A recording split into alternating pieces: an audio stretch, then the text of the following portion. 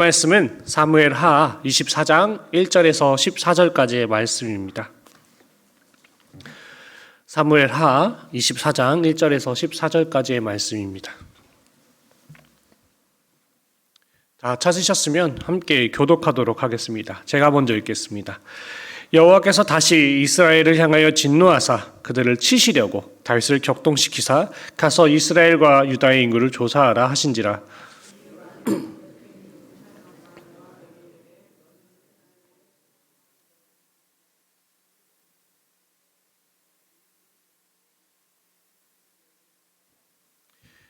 요압이 왕께 아뢰되 이 백성이 얼마든지 왕의 하나님 여호와께서 100배나 더하게 하사 내 주 왕의 눈으로 보게 하시기를 원하나이다. 그런데 내 주 왕은 어찌하여 이런 일을 기뻐하시나이까 하되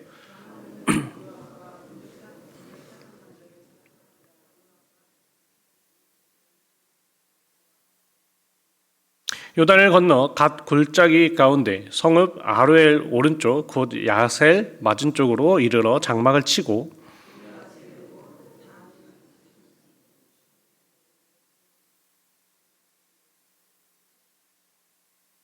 두로 견고한 성에 이르고 히윗 사람과 가나안 사람의 모든 성읍에 이르고 유다 남쪽으로 나와 브엘세바에 이르니라.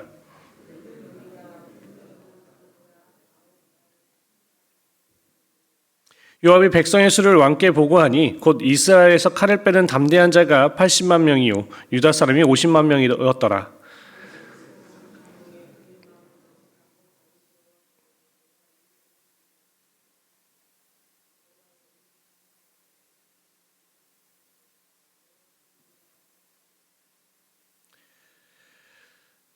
다윗이 아침에 일어날 때 여호와의 말씀이 다윗의 선견자 된 선지자가 가색에 임하여 이르시되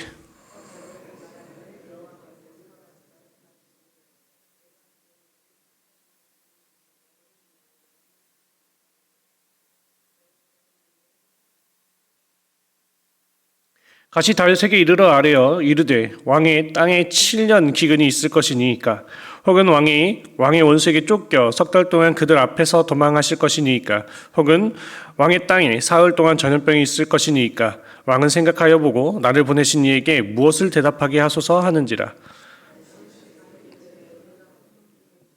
정하건대 여호와께서는 긍휼이 크시니 우리가 여호와의 손에 빠지고 내가 사람의 손에 빠지지 아니하기를 원하노라 하는지라. 아멘.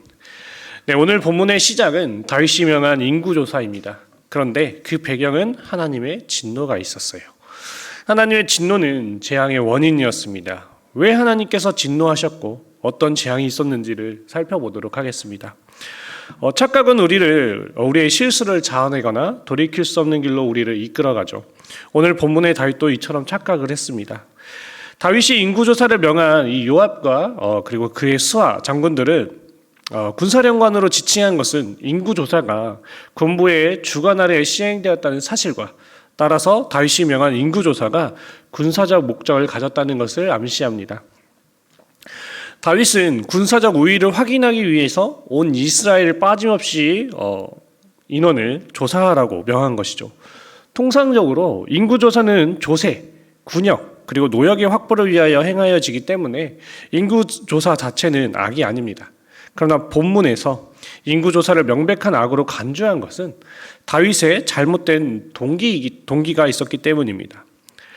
다윗은 백성이 얼마나 많은지 그 수를 알고 싶어 했어요.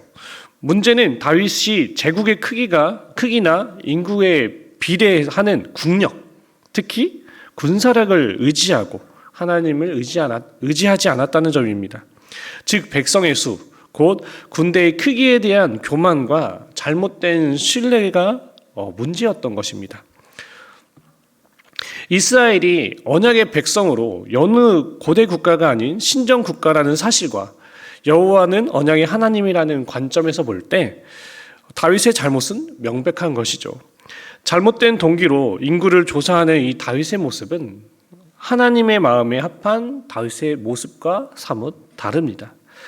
자기가 어린 소년 시절에 골리앗 같은 장수와 맞서 싸울 때는 하나님의 도움이 필요했지만 이제는 자기는 이제 힘 있는 나라의 왕, 130만 군대를 거느리는 이 대국의 왕이고 모든 주변국들은 별 볼 일 없는 나라이기 때문에 하나님께서 도와주시지 않아도 자기 힘으로 얼마든지 주변국을 제패하고 대제국을 이룰 수 있다라고 생각을 했던 것 같습니다. 하지만 그것은 착각이었죠. 그래서 그 3일 만에 7만 명의 백성이 죽습니다. 다윗은 아찔했을 거예요. 내 계획대로 되지 않는구나. 내 생각대로 되지 않는구나. 우리가 함께 읽은 이 본문 이후에 15절에서 17절의 말씀을 보면 하나님의 심판의 천사가 내려와서 단과 브엘세바 쪽으로 손을 펴니 단과 브엘세바에서 사흘 동안 7만 명이 쓰러져 죽었던 것입니다. 그러나 하나님의 심판이 아직 끝나지 않았어요. 천사가 예루살렘을 향하여 손을 쫙 폈더니 이제는 그쪽으로 전염병이 예루살렘 쪽으로 가는 것입니다. 이제 예루살렘 수도는 망하게 되었어요. 그런데 그때 하나님께서 7만의 시체를 보시고는 마음을 바꾸셔서 천사를 향해 말씀하십니다. 그만두어라. 그만 됐다. 내 손을 거두어라. 그러나 중요한 것은 하나님께서 천사에게 다 끝났다. 올라오너라 라고 말씀하시지 않으셨다는 거예요. 천사를 하늘나라로 데려가지 않으시고 그냥 거기에 세워두셨어요. 무슨 뜻일까요? 바로 다윗의 반응을 보시는 것입니다. 이스라엘 백성의 반응을 보시는 거예요. 하나님께서는 마침표가 아니라 쉼표를 찍으셨습니다. 하나님께서 다윗을 불쌍히 여기셔서 영안을 열어주시니 여부수 사람 아라우나의 타작마당에 서 있는 천사를 보게 하십니다. 아라우나의 타작마당에서 하나님의 다음 명령을 기다리는 천사를 보고 다윗은 떨었어요. 그리고 130만 명의 군사를 자랑했지만 3일 만에 7만 명이 쓰러졌으니 얼마나 두려웠겠습니까? 다윗은 아찔해서 하나님 앞에 다시 회개를 하게 됩니다. 하나님, 죄는 제가 지었습니다. 악한 일은 제가 하였습니다. 착각은 제가 했습니다. 이 불쌍한 양의 무리는 이 백성들이 무슨 죄를 지었다고 이렇게 벌을 내리십니까? 차라리 저와 제 아비의 집, 제 친척의 집을 치소서라고 울부짖어요. 그러나 하나님께서는 그런 다윗에게 응답을 하지 않으셨습니다. 아직 진노가 풀리지 않으셔서 다윗과 이야기하고 싶지 않으셨던 것 같아요. 그래서 선지자 갓을 대신 보내주십니다. 내일 살펴볼 본문 18절의 내용인데요. 이날에 갓이 다윗에게 이르러 그에게 아뢰되 올라가서 여부수 사람 아라우나의 타작마당에서 여호와를 위하여 제단을 쌓으소서 하매. 왜 그 어려운 공경에 처한 다윗에게 여호와를 위한 단을 쌓으라고 했을까요?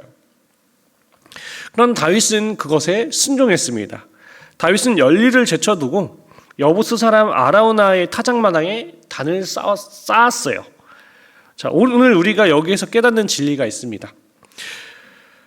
내 인생의 길이 내 계획대로 되는 것이 아니구나 하고 다윗은 깨달았어요.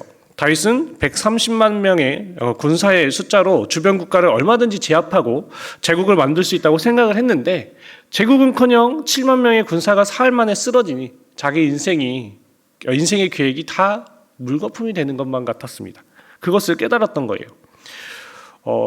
예레미야 10장 23절의 말씀을 보면 여호와여 내가 알거니와 사람의 길이 자신에게 있지 아니하니 걸음을 지도함이 걷는 자에게 있지 아니합니다.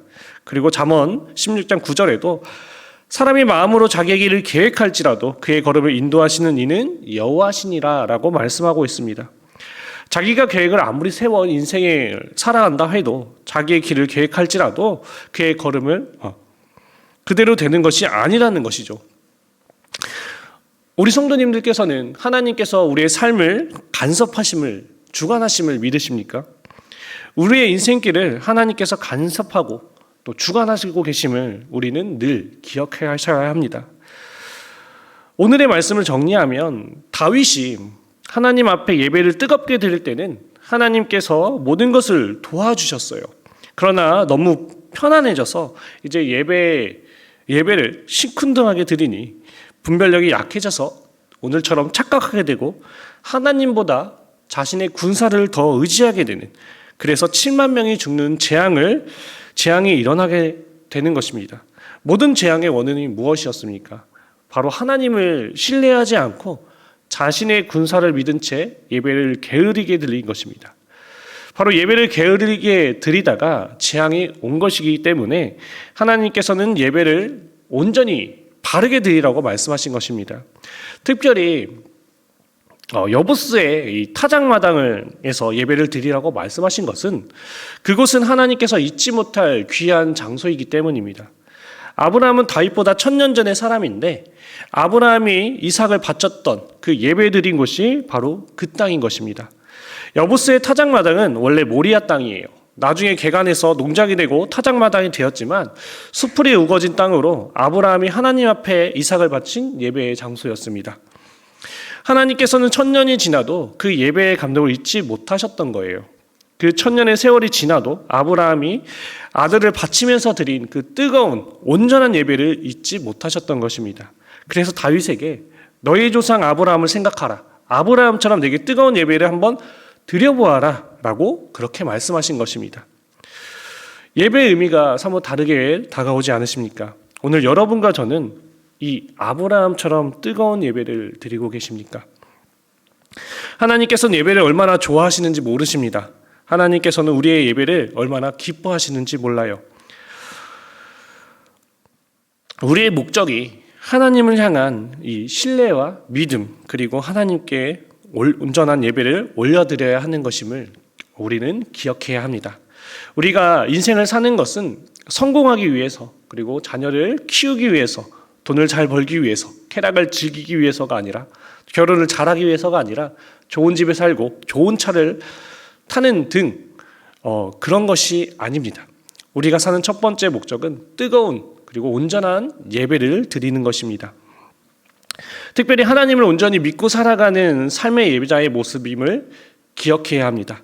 하나님을 예배한다는 것은 그 이전에 우리의 믿음이 주님만으로, 주님 한 분만으로 충분하다, 만족하다는 이 확신과 신뢰가 있어야지만 우리는 온전하고 뜨거운 예배를 드릴 수가 있습니다.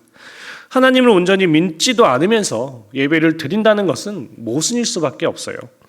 하나님보다는 자신이 가지고 있는, 지금 현재 누리고 있는 그것에 만족을 하고 살면서 자신을 더 믿었던 야곱, 그리고 또 자신이 현재 누리고 있는 이 명예와 권력, 그리고 군사를 믿었던, 믿고 하나님을 멀리했던 오늘 본문의 다윗, 그것이 혹시 우리의 현재의 모습은 아닐까요? 하나님 지금 이 시간에 우리에게 묻고 계신 것입니다. 너는 나를 얼마나 믿고 신뢰하느냐? 나 여호와를 위하여 얼마나 온전한 예배, 뜨거운 예배를 드리고 있느냐라고 오늘 본문을 통해 우리에게 묻고 계십니다. 이 시간 오늘의 이 말씀을 기억하며 한번 오늘도 기도하고 돌아보며 결단하며 나아가기를 원합니다. 이 시간 오늘의 말씀을 기억하며 함께 기도하기를 원합니다. 먼저 우리가 드리는 예배를 돌아보기를 원합니다. 저 역시도 다시 한번 돌아보려고 합니다.